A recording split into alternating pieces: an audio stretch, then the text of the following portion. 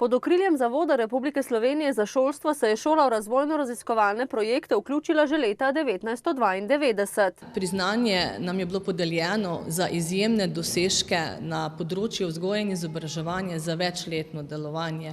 Ni bil samo en projekt, so bili v bistvu razvojno-raziskovalni in pa inovacijski projekti, ki smo jih peljali tako na šoli kot v vrtcu. Jaz bi rekla, da v prvi vrsti gre za strokovno rast učiteljev in uvajanje nekih novih metod, mogoče bolj aktivnih k učencem, da so učenci bolj aktivni, več skrbi za to sodelovanje med njimi, problemski pouk, torej drugačne strategije dela.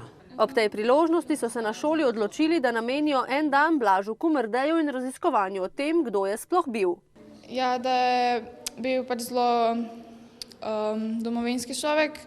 Zavzemal se je za Slovenijo, za slovenščino, za slovenski jezik, za slovenske šole in tako. Bil je zelo pomemben za Slovenijo, ki se je pač ukvarjal s tem, da bi slovenščina dosegla nekaj, da bi